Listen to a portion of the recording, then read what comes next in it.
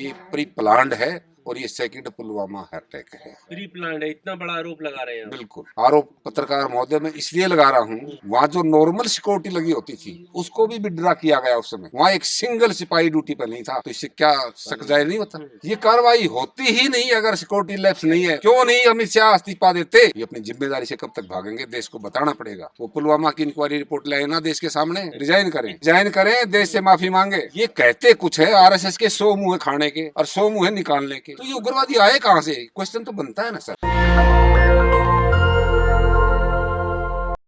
इनका कभी संविधान में विश्वास नहीं रहा, ये इनके एजेंडे का हिस्सा है, RSS की ट्रेनिंग का हिस्सा है। अच्छा। पहले ये निक्कर में पहचाने जाते थे, अब इन्होंने पेंट बना ली है।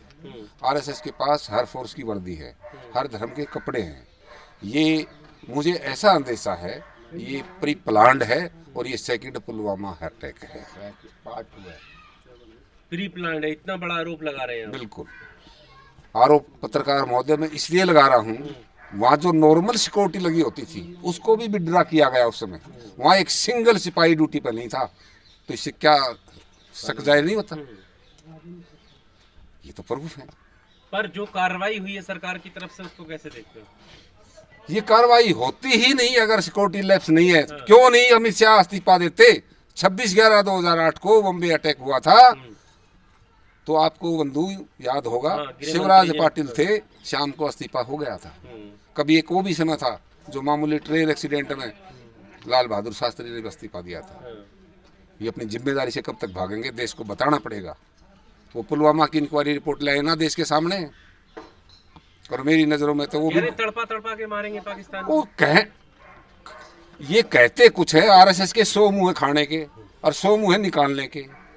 एक कुछ बोलेगा, एक कुछ बोलेगा, कुछ बोलेगा, प्रोपगंडा रचने में तो ये माहिर है ही। इनकी किसी बात पर विश्वास मत करना, और जो कहेंगे उसका उल्टा होगा। तो आप कलमा सीख रहे हो? नहीं, हम क्यों सीखेंगे? हम संविधान सीखेंगे ना। जान बचानी है। अरे हम संविधान बचाएगा ना सबकी जान। तो कहाँ कह रहे 28 लोगों ने मर गए? नहीं, आप ये ऐसे क्वेश्चन क्यों करते हो? हम संविधान पढ़ेंगे, संविधान से बचाएंगे। और जो आतंकवादी हैं उनको देश की सरकार पकड़े, जेल में डाले, एनकाउंटर करे, सारी सब कुछ उनके पास है। सारी जो कभी एक क्वेश्चन जो है ना मनमोहन से पूछते थे, भाई आतंकवादी संविधान थोड़ी मानने हैं। एक सेकंड, कभी यही सवाल जब प्रधानमंत्री गुजरात के मुख्यमंत्री थे तो यही सवाल सरकार से पूछते थे कि फौज तुम्हारे हाथ में है, तीनों सेना तुम्हारे हाथ में है, फिर उग्रवादी कहाँ से आ जाते हैं?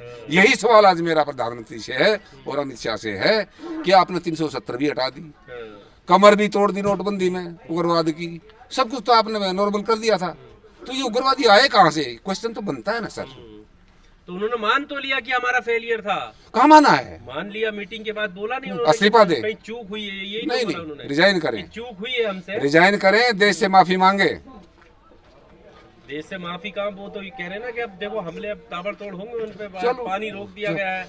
पानी ये गोदी मीडिया का प्रोपगंडा है। अच्छा। क्यों सारा गोदी मीडिया, गोदी सेठों ने खरीद लिए सारे चैनल। ये आप जैसे बहुजन पत्रकार हैं, ईमानदारी से अपना काम कर रहे हैं, जो सच बता रहे हैं देश को, वो थोड़ा बताएंगे। वो तो सेट एजेंडा उनका। तो अभी हिंदू कब तक खतरे में रहेगा? पहली बात तो हिंदू खुद राज करेंगे। पहली बात तो यहाँ इस देश में हिंदू बहुत कम है। एक ब्राह्मण को छोड़कर कोई हिंदू नहीं है यहाँ। अच्छा। 6743 जातियों में बटा हुआ देश है ये। अच्छा। एक गांव तो मुझे एक गली तो हिंदू बना के दिखा दो। दिखा तो दी धीरेन्द्र शास्त्री ने। तो अरे यही बात आप कहते थे, उन्होंने वो बना भी दिया। कुछ नहीं बन रहा, वो जेल में जाएगा। वो उग्रवादी है, वो उग्रवादी है, वो जेल में जाएगा, जाए कभी भी। जैसे आसाराम गया, रामपाल गया, राम रहीम गया। अब इनका नंबर लगेगा, ये नए नए तैयार करते रहते हैं, फिर इनका भी नंबर आ जाएगा। फ्लैट देखो बिक रहे हैं महंगे महंगे वहाँ पे। कोई बात नहीं। और आपको 4 तारीख बता दूं पत्रकार महोदय, फिर आपको जो है सारी बातों का उसमें ज्ञान पता लग जाएगा। क्या? जैसे ही 13 अगस्त को मंडल कमीशन की रिपोर्ट लागू हुई, 25 सितंबर 1990 को आडवाणी जी रथ यात्रा लेकर चले सोमनाथ से। उस यात्रा का समापन की डेट को नोट करिए आप, 6 दिसंबर 1992 बाबरी मस्जिद को ढहाना। 6 दिसंबर ही क्यों चुनी, ये क्वेश्चन है मेरा। अगली डेट समझ गए? अगली डेट 26/11/2008 का बॉम्बे अटैक। वो 26/11 ही क्यों चुनी? 26/11 संविधान दिवस होता है। अब आ जाइए 28 मई को बहनों भाइयों मैंने सिंगोल रख दिया, नई संसद का उद्घाटन। वो 28 मई क्या थी? वो सावरकर की 140वीं जयंती थी। उस नया संसद भवन नहीं बनाया, वो सावरकर हाउस बनाया है।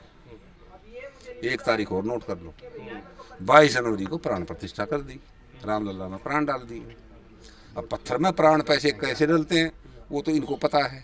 तो ये जो अभी 26 शहीद हुए हैं, इनमें भी वह प्राण प्रतिष्ठा वाली टीम भेज देनी चाहिए थी, इनमें भी प्राण डाल देते। नहीं धीरेन्द्र शास्त्री, अच्छा ये पर्ची धीरेन्द्र शास्त्री ने पहले क्यों नहीं निकाली कि ये अटैक होने वाला है? मान लो और तो लेफ्ट रहेगी, इंटेलिजेंस लेफ्ट रहेगा। धीरेन्द्र शास्त्री से मेरा क्वेश्चन है, उसने पर्ची पहले क्यों नहीं निकाली कि अटैक होने वाला है? क्यों दुनिया को बेवकूफ बना रहा फिर वो? अब हिंदू और धर्म जाति के खतरे में रख रहे हैं।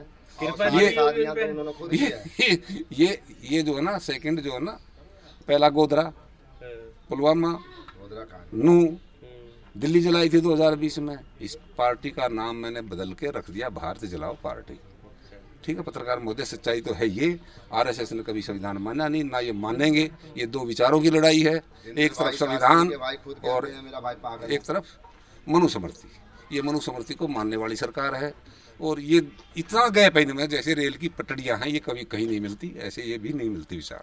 नेशनल दस्तक की आपसे गुजारिश है कि अगर इसको बचाना चाहते हैं तो नेशनल दस्तक को सब्सक्राइब करने के लिए रेड कलर के सब्सक्राइब बटन को दबाएं, फिर बेल आइकन की घंटी दबाएं।